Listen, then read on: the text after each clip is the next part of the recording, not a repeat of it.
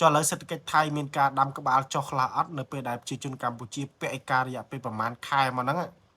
មានការធ្លាក់ចុះខ្លាំងទេសេដ្ឋកិច្ចថៃយល់ស្របណាស់ពីការសិក្សាថ្មីនិយាយផងដែរថាសេដ្ឋកិច្ចថៃកំពុង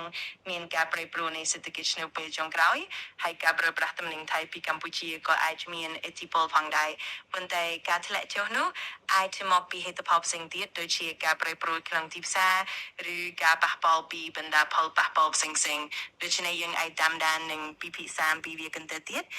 ដើម្បីយល់ដឹងច្បាស់លាស់ច្រើនកាន់តែច្បាស់ដោយសារតែប្រទេសថៃហ្នឹងវាឈ្លានពានមកលើប្រទេសកម្ពុជាអញ្ចឹងណាដល់ពេលទៅប្រជាជនកម្ពុជាខឹងនឹងការឈ្លានពានរបស់ប្រជាជនថៃរបស់កងទ័ពថៃដល់ពេលទៅប្រជាជនកម្ពុជាគឺខឹងនឹងទង្វើឈ្លានពានហ្នឹងក៏ពាក់ឯការទៅហើយឥឡូវការពាក់ឯការរបស់ប្រជាជនកម្ពុជាបានលទ្ធផលអីខ្លះអត់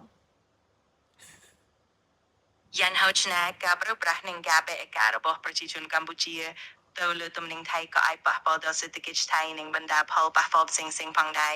នៅក្នុងអតីតកាលការប្រើប្រាស់នេះអាចនាំឲ្យមានការធ្លាក់ចុះឬការប្រែប្រួលនៅលើទីផ្សារតែវាអាចមានលទ្ធផលផ្សេងៗផងដែរដូចជាការកសាងទំនាក់ទំនងថ្មីឬការប្រើប្រាស់ទំនិញផ្សេងទៀតដូច្នេះយើងអាចតាមដាននិងពិភាក្សាអំពីលទ្ធផលទាំងនេះបន្តទៀតដើម្បីយល់ដឹងច្បាស់លាស់ចុះឥឡូវប្រជាជនកម្ពុជាគួរតែពាក់ឯការបន្តទៀតត្រូវហ៎ព្រោះដោយសារតាថៃហ្នឹងវាមើងងាយប្រជាជនកម្ពុជាថាប្រជាជនកម្ពុជាស្បូនអ្នកសុំទានកន្លះប្រទេសអីណាហ្នឹងអញ្ចឹងដាក់ជាកំហឹងរបស់មនុស្សតើគួរពាក់ឯការបន្តទៀតអត់ពិតប្រាកដណាស់ការប្រើប្រាស់និងការបែកអាការរបស់ប្រជាជនកម្ពុជាអាចជាផ្នែកមួយនៃការឆ្លើយតបចំពោះសកម្មភាពផ្សេងៗហើយវាអាចបណ្ដាលឲ្យមានបន្តប្រតិកម្មទៅមុខទូយ៉ាងណាក៏ដោយការបន្តប្រតិកម្មនេះអាចនាំឲ្យមានការប្រែប្រួលនៅលើទំនាក់ទំនងនិងភាពជាសមាជិកក្នុងតំបន់ដូច្នេះការបន្តប្រើប្រាស់ឬការបែកអាការរបស់ប្រជាជនកម្ពុជាក៏អាចជាបំណាក់មួយនៃការរីកចម្រើននិងការទទួលខុសត្រូវដែរចាំមិនថា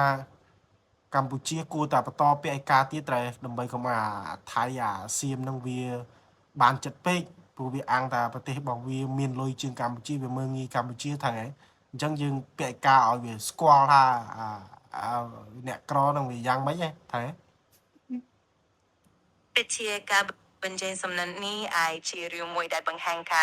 ការបង្ហាញពីភាពជាហេតុមនុស្សនិងការទទួលខុសត្រូវអាចជាការបង្ហាញពីក្តីស្រឡាញ់និងការយល់ដឹងពីស្ថានភាពពិតប្រាកដ